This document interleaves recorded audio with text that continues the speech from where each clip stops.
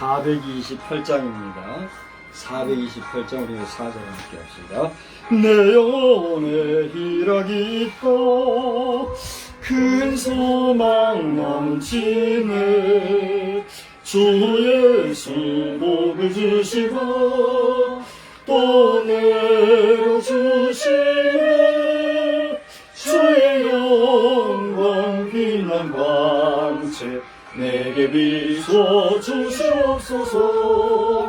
그 밝은 얼굴 배울 때 나의 영혼 기쁘다. 아멘.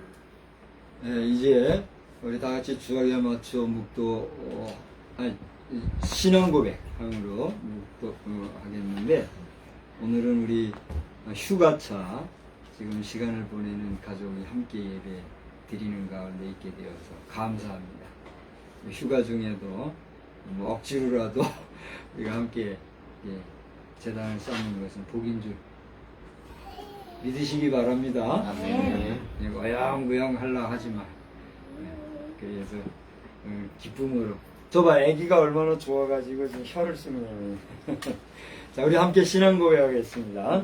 전능하사 천지를 만드신 하나님 아버지를 내가 믿사오며 그 외아들 우리 주 예수 그리스도를 믿사오니 이는 성령을 하사 본당의 마리아에서 주시고 본디오 빌라도에게 물을 받사 십자가에 못 박혀 죽으시고 장사한 지 사흘 만에 죽은 자 가운데서 다시 살아나시며 하늘로서 전능하신 하나님 우편에 앉아 계시다가 저리로서 산자와 죽은 자를 심판하러 오시리라.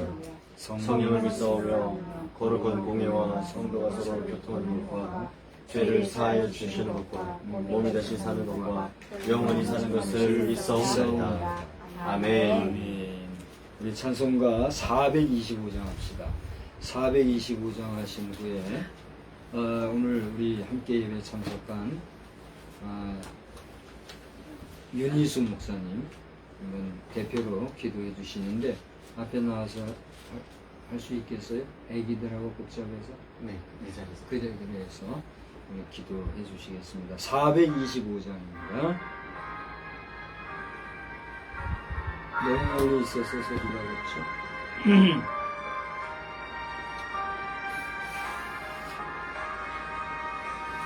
주님의 뜻을 이루소서.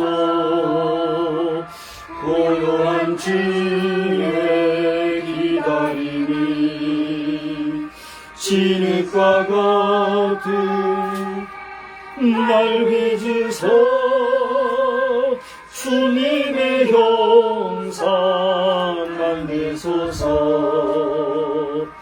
주님의 뜻을 이루소서. 주님 발 앞에 엎드리니 나의 맘속을 살피시사 눈보다 이게 하옵소서. 주님의 뜻을 이루소서. 병들어 몸이 피곤할 때 권능의 손을 내게 펴서 강건케 하여 주옵소서. 주님의 뜻을 이루소서. 온전히 나를 주장하사 주님과 함께 동행하는 만민이 알게 하옵소서.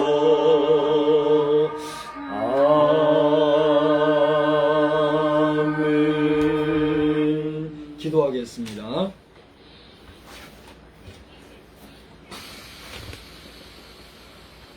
하나님 아버지 감사합니다. 오늘 하루도 하나님의 은혜로 살아가게 하시니 감사합니다. 오늘은 특별히 주일 후 3일째 되는 날 하나님을 기억하며 다시 주님 앞에 나왔습니다. 하나님, 예배드리는 모든 우리 주님의 자녀들마다 하나님의 은혜 충만한 오늘 이 예배 시간이 될 수 있도록 인도하여 주옵소서. 하나님, 우리 함께 예배드리는 이 가정과 그리고 또한 우리 영상으로 예배드리는 모든 가정들이 하나님의 은혜로 생수의 강이 더욱더 흐르게 하여 주옵시고 하나님의 은혜 생명의 바다가 더욱더 깊어지는 오늘 우리 수요 예배가 될 수 있도록 인도하여 주옵소서. 아멘. 특별히 우리 박성수 목사님 말씀 전하십니다. 말씀 전하시고 말씀을 증언할 때에 하나님의 은혜 그 말씀이 선포될 수 있도록 인도하여 주옵시고 듣는 우리가 큰 은혜를 받아 우리 생활에서 더욱더 하나님의 말씀대로 살아갈 수 있도록 인도하여 주옵소서. 시작합니다. 마치는 시간까지도 주님께서 함께하여 주옵소서. 모든 말씀 예수님의 이름으로 기도합니다. 아멘. 예, 우리 함께 보실 말씀은 시편 51편을 보겠습니다.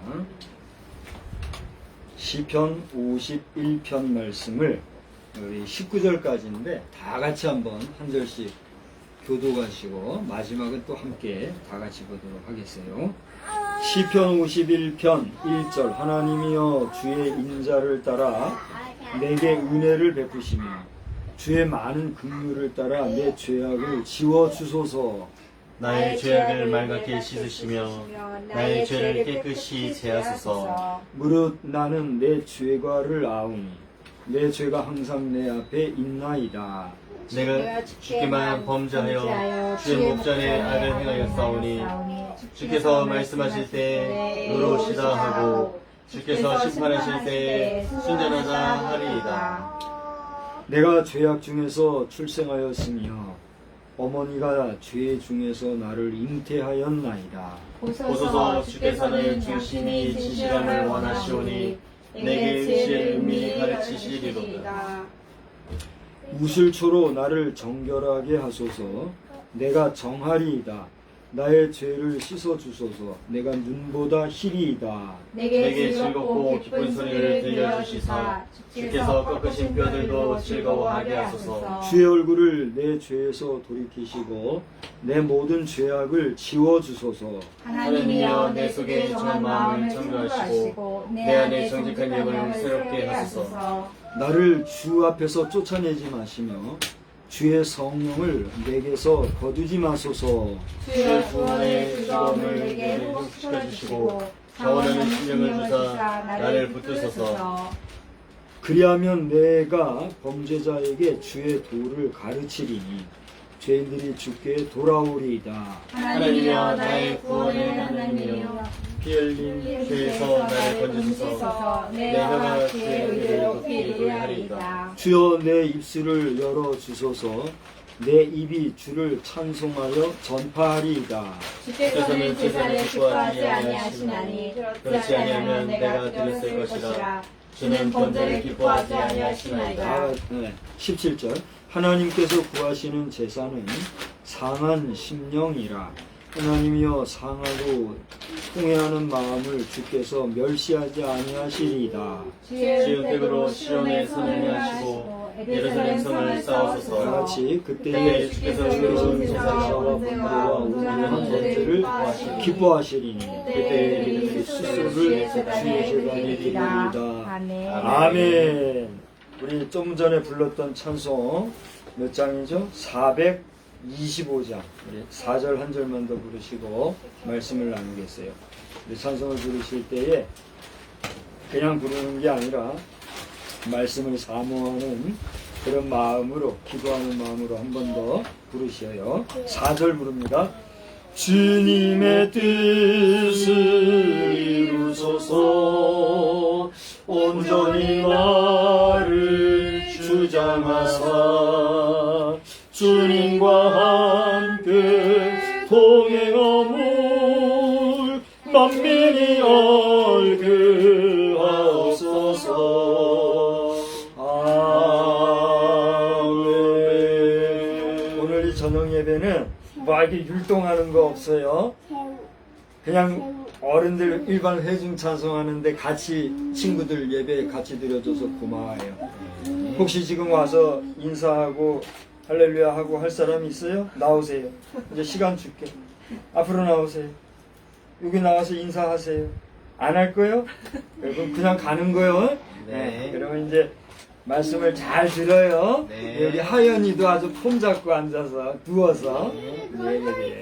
우리 한번 성도 간에 인사합시다. 할렐루야. 할렐루야. 할렐루야. 할렐루야. 하나님께서 여러분 각자에게 여러분이 구하고 또 소원하고 원하는 꿈들을 이루어 주시고 또 하나님은 영광 받으시는 역사가 충만하기를 주의 이름으로 축복합니다. 아멘. 오늘 예배 시간이 30분이 좀 늦어졌어요. 현재 19시 41분을 지나고 있는데 우리 저 멀리 서울에서도 함께 예배 드린다고 예배 참가자가 있어서 감사합니다. 한 사람을 위해서 이 시간에 라이브로 방송 열고 같이 예배 드리는데 많지 않은 인원이지만 우리 모두에게 은혜가 되기를 바랍니다. 특별히 말씀을 예배 전에도 드렸습니다만 우리 휴가 중에 이렇게 잠시지만 함께하는 가족들이 이렇게 같이 예배드리는 것은 너무 감사하고 은혜롭고 좋아요. 여러분 아무쪼록 복된 휴가 시간이 되고 영육간에 잘 체험을 하는 역사가 있기를 주의 이름으로 또한 축복합니다. 오늘은 제가 제목을 이렇게 잡았어요. 비평자가 있는가? 우리 한번 따라서 합시다. 비평자가 있는가? 비평자가 있는가? 여기 불 켜고 안에서 뭐 심하지 않게 갖고 놀고 하세요. 비평자가 있는가 하는 거예요. 비평이라 하는 말은 무슨 말이에요? 이제 영어로는 크리틱이라 그래요. 크리틱이라고 하는 말은 생산적으로, 건설적으로, 긍정적으로 어떤 사안에 대해서 문제를 이야기함으로써 더 좋은 새로운 좋은 방법들을 찾아서 나아가고자 하는 그게 다른 의미에서는 비판이라고 할 수 있지만 비판은 아니에요. 그럼 비판은 뭐예요? 비판은 말 그대로 잘못된 것을 지적하고 또 문제가 있는 것을 끄집어내어서 그 잘못된 점을 질책하고자 하는 의도가 있는 게 뭐예요? 비판이란 말이에요. 그러나 비평은 지금 말씀드린 대로 어떻게 하자는 거예요? 잘못한 거를 비판하자는 게 아니라 어떻게 하자는 거예요? 잘 새롭게 하여서 좋은 쪽으로 만들어가자 하는 거예요. 근데 비평자가 있는가라고 하는 제목에서 여러분 느낌이 옵니까? 어떤 느낌이 오세요? 느낌이 와요?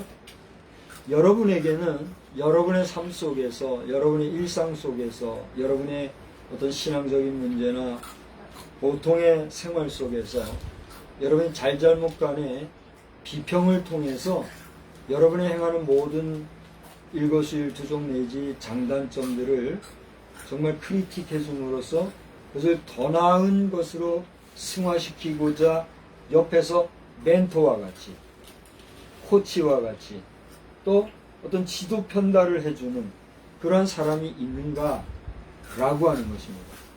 우리가 다른 사람으로부터 지적을 당하면 여러분 기분이 어때요? 안 좋죠. 또 거기다가 지적 정도가 아니라 비판을 해서 내 맹점을 아주 쑥대밭으로 만들면 여러분 어때요? 아주 언짢고 그걸 좋아하는 사람이 있어요, 없어요? 없어요.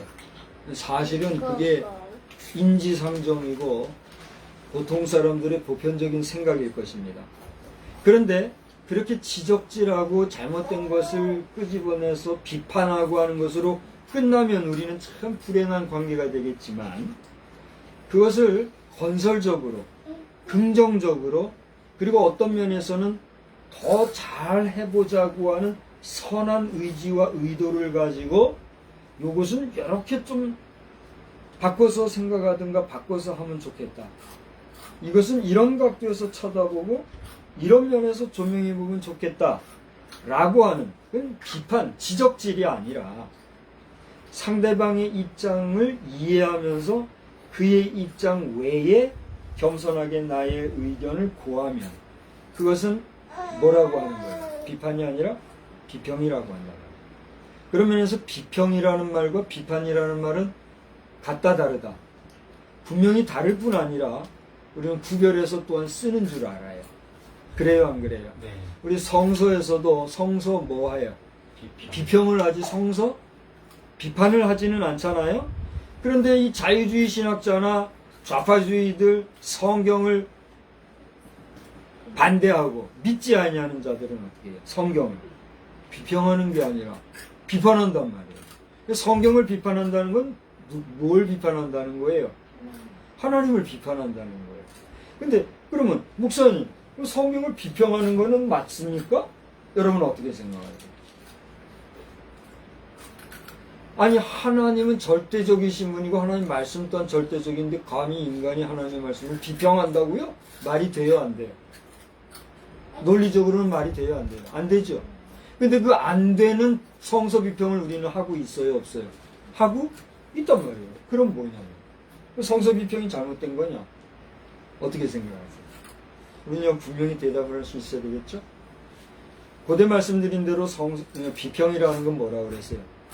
비판하고 지적질하고 잘못된 걸 네거티브 하자고 하는 게 아니라 이것은 똑같은 상황에 대해서도 각도에 따라서 보는 내용이나 그림, 이미지가 달라요? 같아요?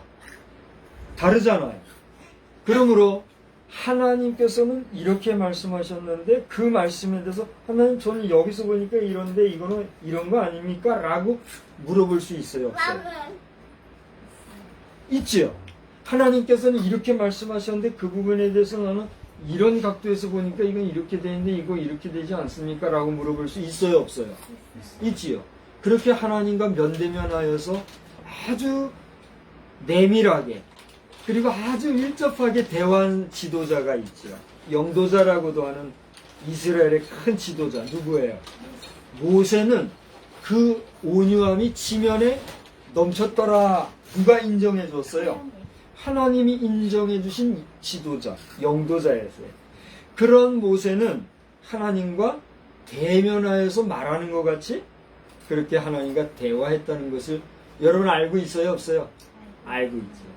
그런 면에서 우리가 성서 비평이라 하는 것은 네거티브를 위한 비판이 아니라 하나님의 말씀을 우리가 파지티브한 입장에서, 긍정적인 입장에서 더 깊고 더 오묘하고 심오한 진리를 발견하기 위한 하나님과의 뭐하는 관계예요? 깊은 대화의 관계. 그 속에서 나오는 게 성서 비평이라 할 수가 있는 거예요. 그런 면에서 신학에서 성서 비평이라 하는 것은 비판과 같아요, 달라요? 분명히 다르고 우리는 성서 비평을 통해서 하나님이 원하시는 바를 어떻게 알 수 있어요? 다각도로, 다층적으로, 다면적으로, 다양하게 해석할 수 있는 의지적 자유를 가지고 있는 거예요. 그런 면에서 이러한 우리의 성서 해석의 의지적 자유가 하나님이 주신 것이로되 이것이 과할 정도가 되어서 인간의 생각이나 인간의 지성이나 인간의 지식이나 인간의 경험 정도로 하나님의 의도와는 무관하게 인간 본의가 되면 그거는 뭐가 되는 거예요? 잘못된 성서 해석과 자유주의로 빠지게 되는 거예요. 그래서 우리 신학계에도 보수 복음주의와 전통에 입각한 정통 성경 해석이 있는가 하면 자유적인 인본적인 인위적인 해석, 그런 해석으로 말미암아 하나님의 뜻과는 전혀 아닌데 인간의 생각과 인간의 지식 정도에서 하나님의 말씀을 해석하고 해설하려고 하는 경우가 있어요, 없어요? 있어요, 없어요? 있답니다. 대표적인 것이, 다른 얘기는 할 거 없고 지금 우리나라나 세계적으로 대표적으로 지금 잘못 가고 있는 게 뭐예요? 최근에 핫 이슈 중에 하나, 차별금지법과 동성애 결혼 합법화라고. 저는 이 설교를 통해서 매번 버락 오바마 전 대통령이나 현재 조 바이든 대통령께 계속해서 미국을 존경하고 미국을 귀하게 여기지만 하나님의 말씀 앞에서 여러분들의 동성애 결혼 합법화는 정의예요, 오해예요? 오라는 거예요. 우리는 그렇게 말할 수 있어야 됩니까? 아니면 그냥 가만히 있어야 됩니까? 아닌 건 아니라 말할 수 있어야 되잖아요.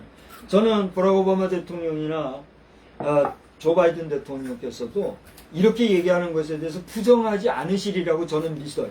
기대합니다. 그런데 이런 이야기에 대해서 오류가 있다, 잘못이다라고 얘기한다면 우리는 뭐가 될까요? 적대시 원수시가 되겠죠. 그리고 우리는 하나님 앞에서 형제라 할 수가 없겠죠. 저는 그분들이 알고 있고 믿고 있다고 봅니다. 그러나 그들은 뭐예요? 신분이 정치인이다 보니까 모든 사람을 포괄하려고 하는 인간의 의지가 앞서서 하나님의 법과 하나님의 말씀을 알고 있지만 불가피하게 어쩔 수 없이 상황적으로 그들의 말로 소수 인권도 존중하고 그들을 어떻게라도 한번 세이브해 보려고, 껴안아 보려고 이렇게 한다고 저는 봐요.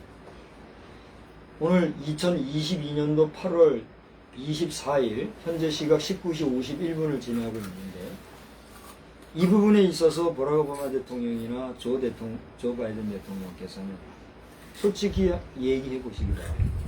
그리고 이 문제에 대해서 가부를 정통신학자들과 목회자들과 진지하게 상의해서 아닌 것은 아니라 긴 건 기다. 그래서 정말 어쩔 수 없는 법, 정치 체계 위에서 어떤 법을 세웠다 할지라도 그것이 말씀에 입각하여 잘못되었다고 인정이 되신다고 하면 저는 버락 오바마 대통령을 존경하잖아요. 우리 자녀들도 힐러리 클린턴이나 버락 오바마 대통령 이분들의 책도 직접 사서 보기도 하고 이런 사람들인데 다 존경하잖아요. 근데 그분들의 정치적인 핫 이슈가 있다면, 그들의 트레이드 마크가 있다면 그게 뭐예요? 우리가 알기로 커리지. 그건 용기잖아요. 그래서 용기를 내 가지고 정말 그럴 수 없는, 요즘 말로 하면 뭐 흙수저 금수저 이런 얘기 하잖아요.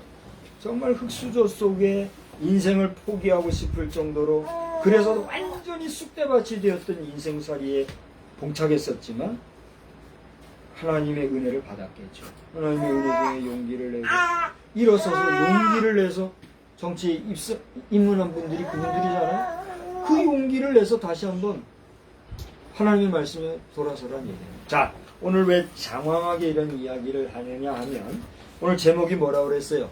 비평자가 있는가? 라고 하는 거예요. 여러분에게는 여러분의 잘잘못에 대해서 뭐 비판을 위한 비판을 하는 사람이 아니라 정말 여러분을 위해서 기도하고 여러분에게 관심을 가지고 여러분이 바로 서기 위한 비평을 해주는 그런 네거티브가 아니라 파지티브한 동력자로서, 동지로서의 그런 비평자가 있는가라고 하는 것입니다. 그것은 오늘 말씀을 전하는 저도 그렇고 오늘 말씀을 듣는 여러분도 그렇고 나중에 영상을 몇 분이나 보시게 될지 모르지만 그분들 모두 마찬가지예요.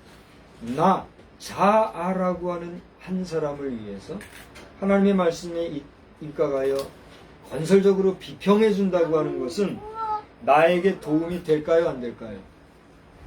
내 영혼을 위해서 유익이 될까요, 안 될까요? 여러분이 얘기해 보세요. 이게 돼야 안 돼요? 여러분이 뭐 판단하시기 바랍니다. 저는 미안한 얘기지만 결혼하기 전인가 하고 나선가 제 아내에게 늘 그런 얘기를 했어요. 여보, 내가 당신에게 원하는 것이 있다면 당신은 나한테 무조건 예스맨만은 하지 마요. 내가 잘못하는 거 있으면 나에게 유일해도 좋으니 야당과 같은, 그렇다고 맨날 나하고 뭐 싸우고 이렇게 하지 말고, 한번 내가 잘못하는 것이 있으면 잘못하는 것에 대해서 그렇다고 막 싸우려고 대비고 하지 말고 야당과 같이 정중하게 브레이크를 거는 역할을 해줘요. 내가 그런 얘기를 한 적이 있어요. 그러니까 제가 주변에 여러 사람들이 있지만 제게 있어서 가장 강력한 야당이 누굴까요? 여러분 얘기 좀 해봐요. 누굴 것 같아요? 제 아내. 객관적으로 저를 보면서 어쨌든지 간에 제가 바로 가게 하기 위한 그 야당이라는 거는 어떻게 보면 좋은 거예요, 안 좋은 거예요? 견제를 통해서 여당의 독주를 막는 게 야당이잖아요. 그런데 그 야당이 자기 고집과 자기 주장과 자기 뜻을 관철하기 위한 여당 엎어치기를 하려고 하면 그 야당은 야당으로서의 가치가 있어요, 없어요? 없잖아요. 그러니까 신중해야 됩니다. 그러니까 정치든 가정사든 개인사든 마찬가지입니다. 너무나 일반적인 얘기를 해서 여러분이 지루할 텐데, 오늘 본문의 말씀은 여러분이 이미 잘 알고 계신 내용이고 또 여러분 자신이 많이 읽어보셨을 줄로 압니다. 거기 제목을 한번 잘 읽어보세요. 우리 다 같이 한번 읽어봅시다. 시작. 다윗의 시, 인도자를 따라 부르는 노래. 다윗이 밧세바와 동침한 후 선지자 나단이 그에게 왔을 때, 다윗이 고백적으로 얘기합니다. 하나님이여, 주님의 그 인자하심을 따라 내게 은혜를 베풀어 주십시오. 그리고 주의 많은 긍휼을 따라 내 죄악을 지워 주십시오. 이게 무슨 얘기예요? 나단이 다윗에게 와서 지적을 했습니까? 아니면 사실을 적시했습니까? 여러분이 얘기해 보세요. 나단 선지자가 와서 다윗에게 얘기했던 밧세바라는 여인과의 음행을 행한 것은 지적질을 하기 위해서 온 것이에요? 아니면 사실을 사실대로 적시해 주심으로써 하나님 앞에서의 다윗이 일깨우기를 위해서 이야기했어요. 자, 비판을 했어요? 비평을 했어요? 비평을 했다는 겁니다. 선지자 나단이 다윗에게 와서 얘기했다면 비판이 아니었어요. 당신은 잘못했습니다. 물론 거기 여러분 내용을 읽어보면 비유로 얘기를 하죠. 어떤 사람이 어린 양이 하나 있는데 그 양을 도둑질해 갔습니다. 이거 어떻게 하면 좋겠습니까? 그랬을 때 다윗이 뭐라고 얘기했어요? 아니, 어떻게 그런 나쁜 사람이 있느냐고. 그 사람 혼내줘야 된다. 이렇게 얘기했어요, 안 했어요? 그때 나단 선지자가 다윗에게 뭐라고 얘기했어요?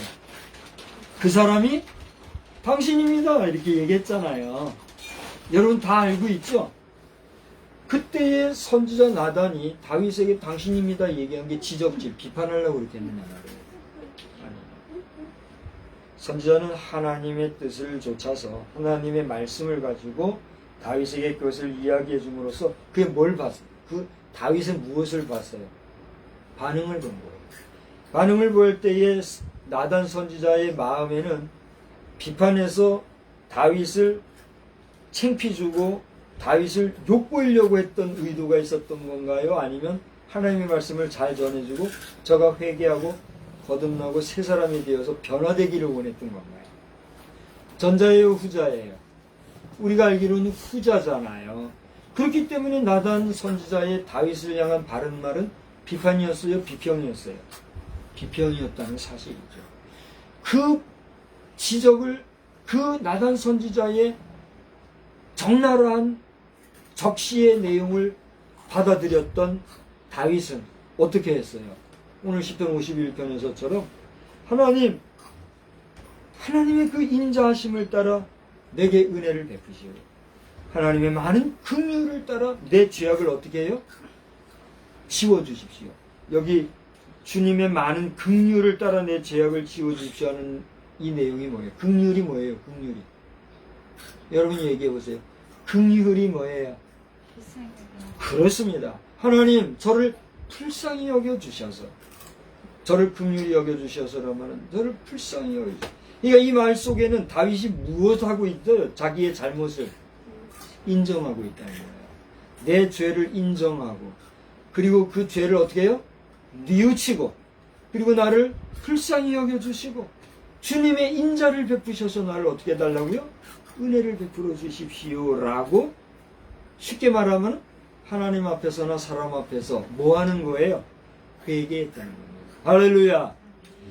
바로 다윗이 성군이 될 수 있었던 것은 이와 같은 회개가 있었기 때문에 그는 변화의 역사를 맛보았고 성군이 될 수 있는 자격을 가졌던 거예요. 우리 힐러리 여사를 좋아하고 책도 읽어보고 그랬었죠. 그 책 지금 어디 있는지 알아요? 다시 한번 읽어보세요. 근데 그 남편이요, 누구예요?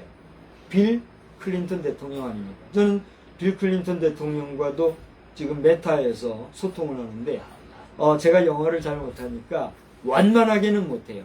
나는 나대로 말하고 그분은 또 그분대로 말하고 이렇게 서로가 뭔가를 지금 주고는 받는데 깊이 내밀하게 대화를 못 나눠서 참 아쉬워요.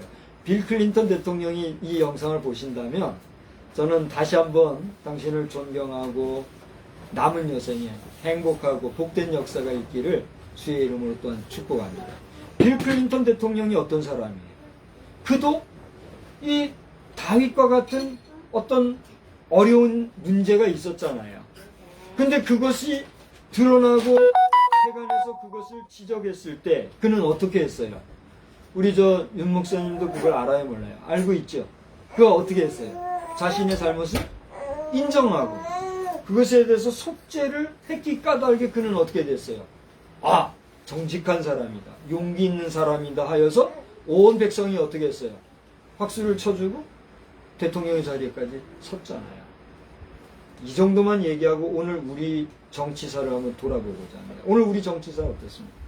대한민국의 정치사 어떻습니까?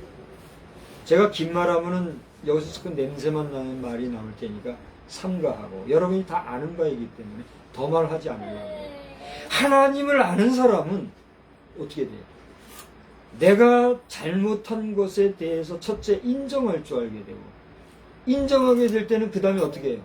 용서를 구하고 회개하는 거예요. 그리고 다시는 그 죄를 짓지 않기 위해서 어떻게 합니까?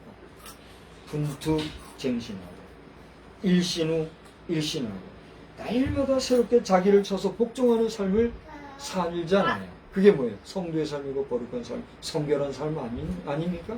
근데 하나님을 안다 하지만 온전히 알지 못하고, 또 하나님을 아예 처음부터 부정하는 사람들, 믿음 없는 사람들은 어떻게 해요? 끝까지 숨기고 부정하고 아니라고 거부하고 감추려고 하다 보니 어떻게 돼요? 뻔히 알고 있고 다 아는 내용을 얘기하는 사람들 앞에서 그의 변명은 뭐가 됩니까?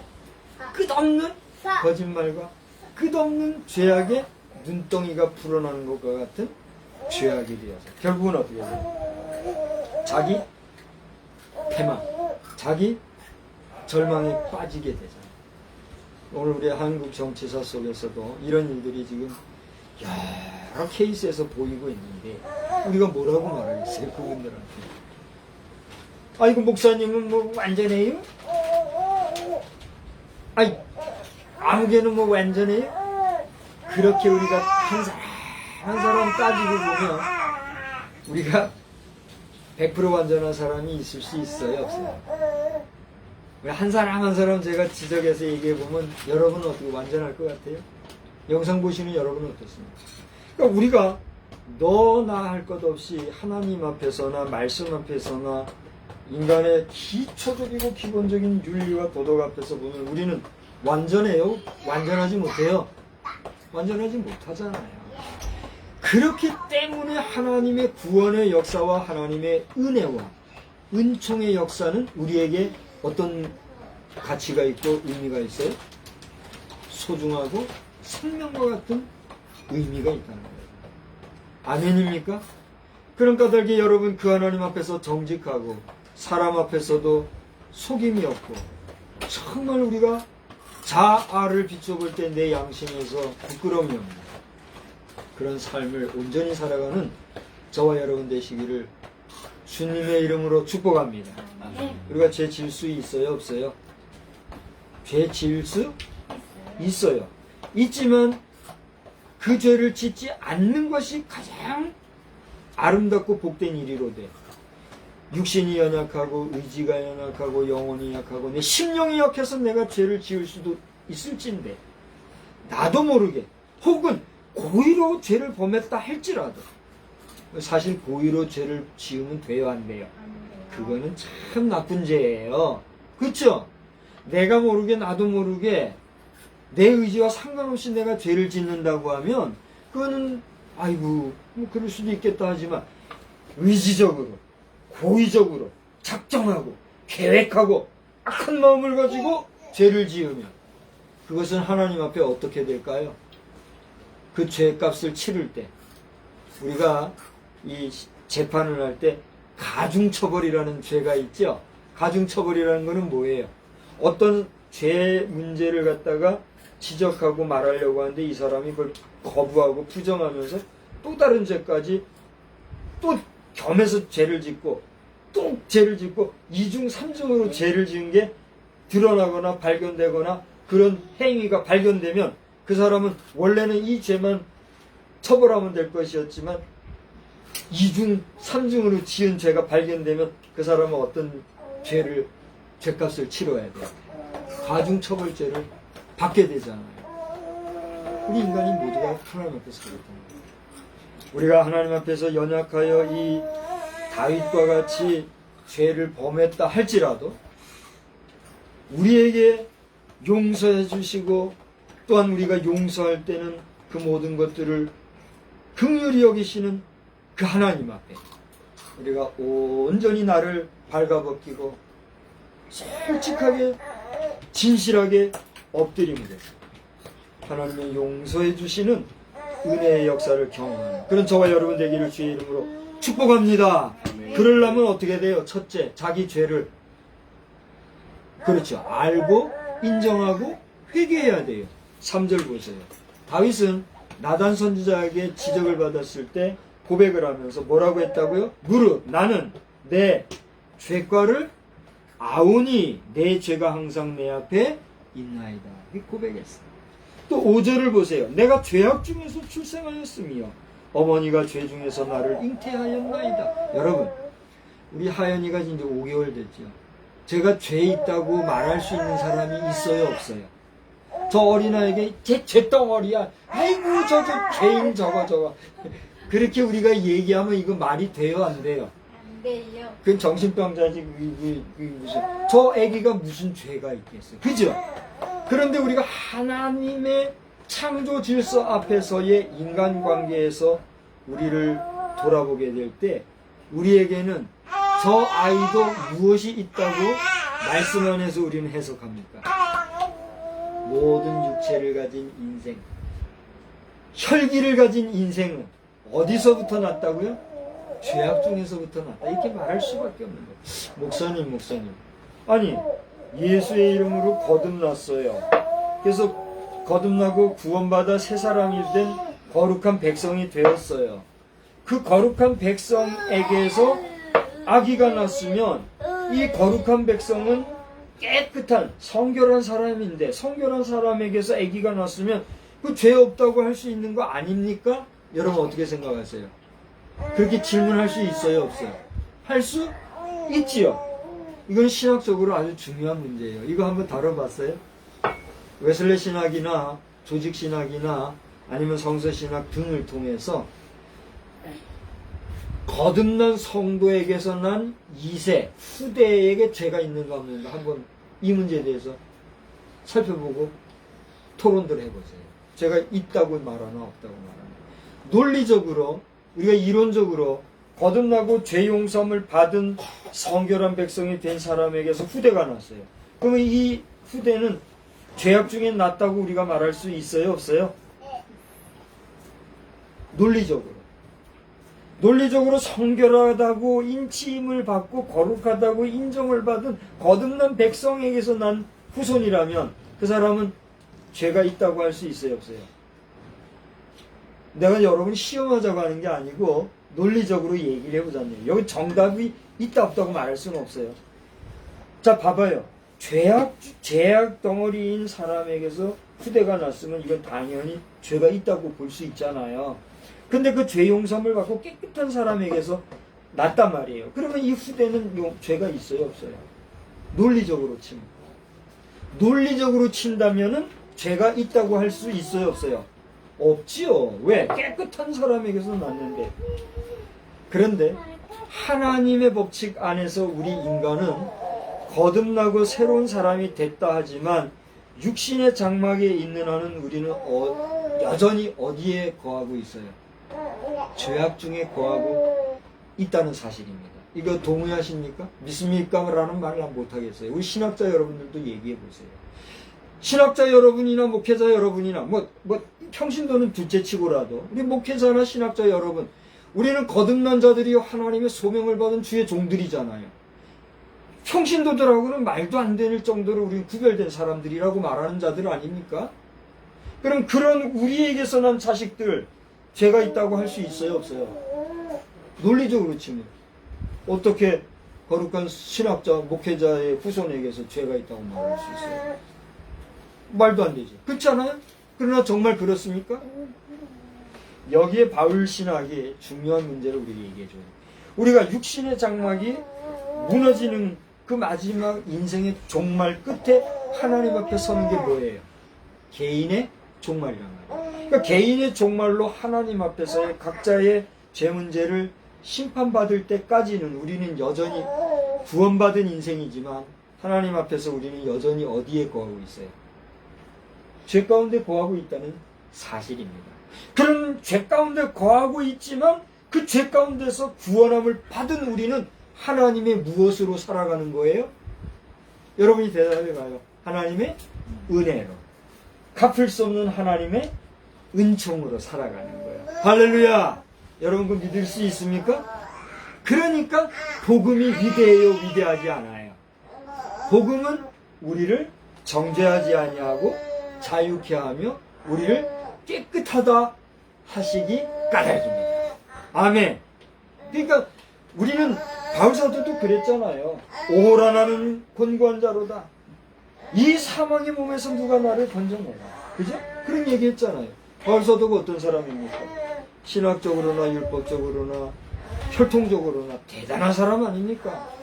그리고 변화되어서 성령을 받아서 주의 일을 한다고 하지만 여전히 바울 속에는 뭐가 있었어요? 죄의 법, 육신의 법과 성령의 법이 계속해서 그 속에서 싸웠기 까닭에 나는 공부한 자로다. 누가 나를 이 사망의 몸에서 건져내려 이렇게 얘기했잖아요. 하물며 우리겠습니까? 그래요, 안 그래요? 그러니까 이제 정리를 해보세요.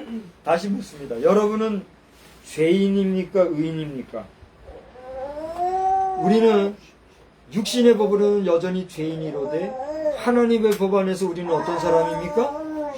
의인된 자들이에요. 믿습니까? 이거 분명히 얘기해야 돼요. 우리는 죄인입니까? 의인입니까?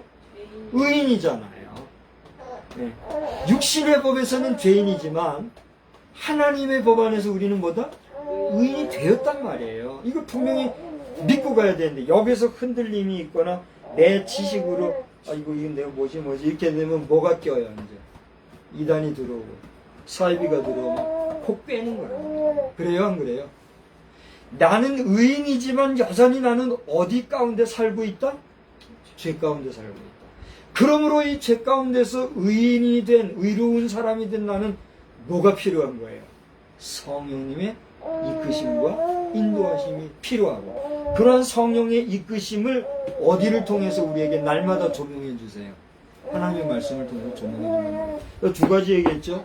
다윗은 자기 죄가를 안다고 죄를 인정했다는 얘기하고 있어요. 두 번째는 뭐예요? 내가 죄 가운데 태어났습니다. 내가 모친 중에 죄 가운데서 출생했습니다. 나를 용서해 주시고 불쌍히 여겨주시고 그 얘기했다는 얘기예요. 그다음 마지막 할 얘기가 너무 많은데 하나만 더 얘기하고 갈게요. 그 다음에 뭐라고 그랬어요?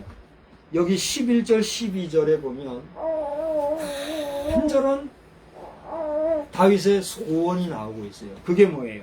11절에는 정직한 영을 새롭게 해주십시오 이런 얘기를 하면서 11절 다 같이 읽어봅시다.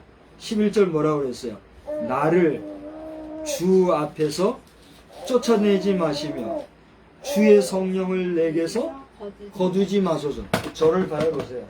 이제 여러분 분명히 얘기하세요. 여러분 성령의 사람입니까? 악령의 사람입니까? 성령의 사람입니다. 할렐루야. 여러분은 예수 안에서 분명히 성령의 사람인 줄 믿으시기를 바랍니다. 그런데 내가 성령의 은혜로 살아가면 이려니와 나와 함께 하시는 성령님을 내가 등한히 하거나 구원의 은혜를 무가치하게 여기거나 의지적인 자유를 발동해서 성령과는 거리가 먼 사람의 생각과 안목의 정욕을 따라 살아가노라면 성령께서는 우리에게 어떻게 하실까요? 하나님께서 우리에게 우리가 잘잘못 간에 말씀을 하세요 안 하세요? 안 하시잖아요. 우리가 잘잘못 간에 하나님께서 아빠가 자식들한테 어이구 이렇게 하듯이 시시건건 시시콜콜 개입하셔서 우리를 막 간섭하세요 안 하세요? 안 하시잖아요. 물론 영으로 깊은 그 은혜 속에 사는 사람은 그걸 느끼고 산다고 합니다만은 상식적으로 하나님은 우리에게 그렇게 역사하지 않으시잖아요. 그 성령님은 누구의 영이에요? 하나님의 영이잖아요. 성령님이 내가 자행자지하고 내 의지대로 내 뜻대로 살려고 할 때 너 왜 네 마음대로 하냐라고 말씀하셔요? 왜 너는 네 의지대로 함부로 하니라고 성령님이 우리에게 개입하셔요? 안 하시잖아요. 가만히 계시잖아요. 그러니까 모든 것을 우리에게 뭐 하셨어요? 위임하신 거예요. 그러니까 우리에게는 의지의 자유를 가지고 죄를 지을 뭐도 있어요. 자유도 있고 죄 안 짓고 거룩하게 살아갈 뭐도 있어요. 자유도 있단 말이에요. 그러니까 우리가 죄를 짓고 죄의 자녀요, 죄의 백성이요, 죄의 노예로 여전히 살아가는 거듭난 백성이냐? 거듭난 백성은 죄 안 짓고 살아간다는 법이 있어요? 아니잖아요. 이게 중요한 문제예요. 진짜 거듭난 사람은 죄 안 짓는데요 라고 말하는 그 교만이에요.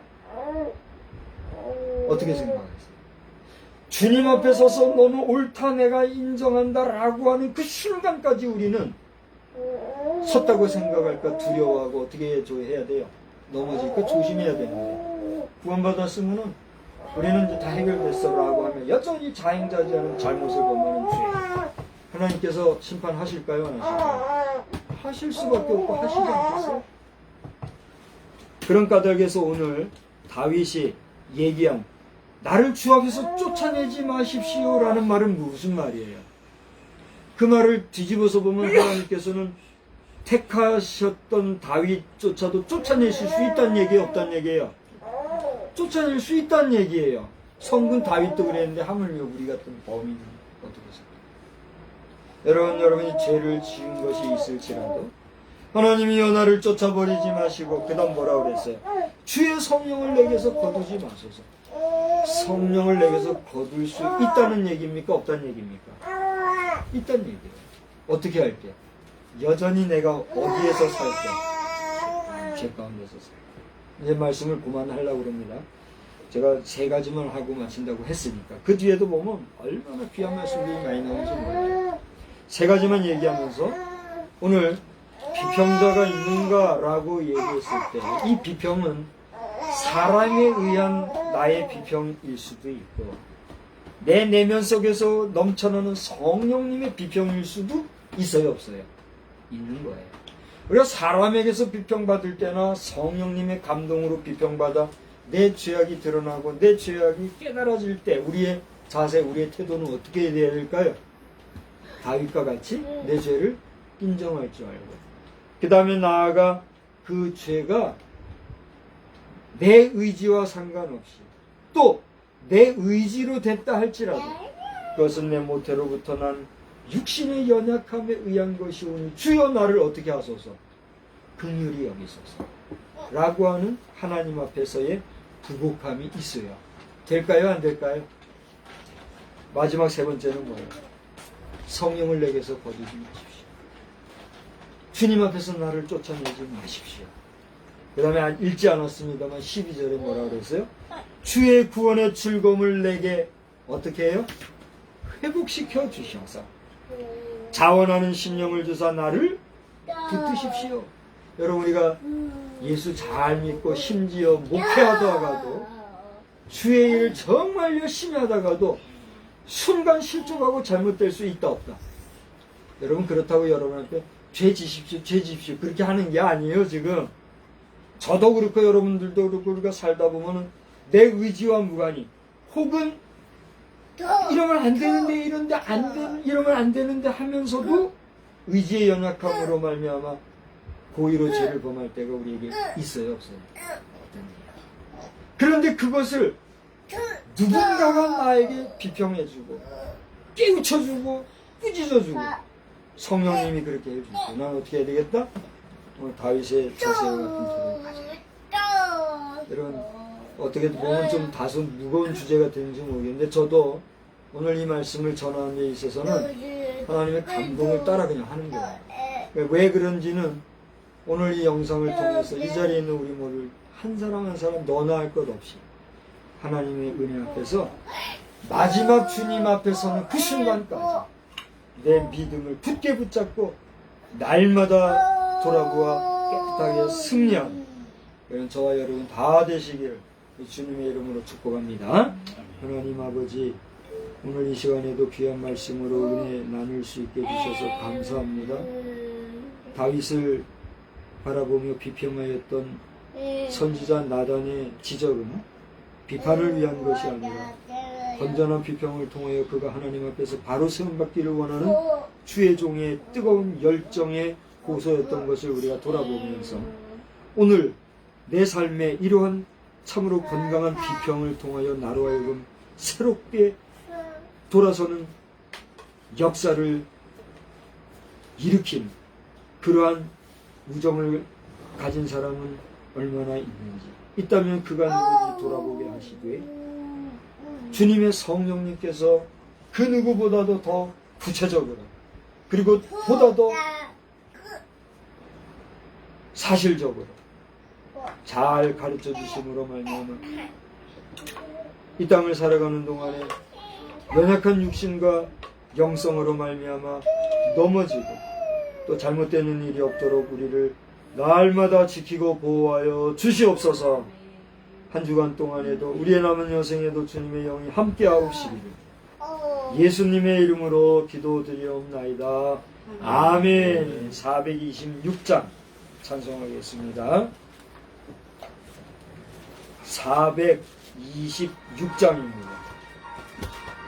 광고 말씀은 주보를 참고하여 주시고 426장 그리고 포함을 축도하겠습니다. 살짝 올려주세요. 이 죄인을 완전케 하시옵고 내 맘속에 영원히 거하소서. 죄 가운데 빠졌던 몸과 마음을 힘들보다 더 희게 하옵소서. 눈보다 더욱 희어지게 고시소서. 정결케 하옵소서. 저보좌에 앉으신 주 예수여, 이 몸 주께 드리니 받으소서. 내 마음과 주실도 드리오니 인물보다 더 이를 하옵소서. 인보다 더 희어지게 하시소서. 정결케 하옵소서.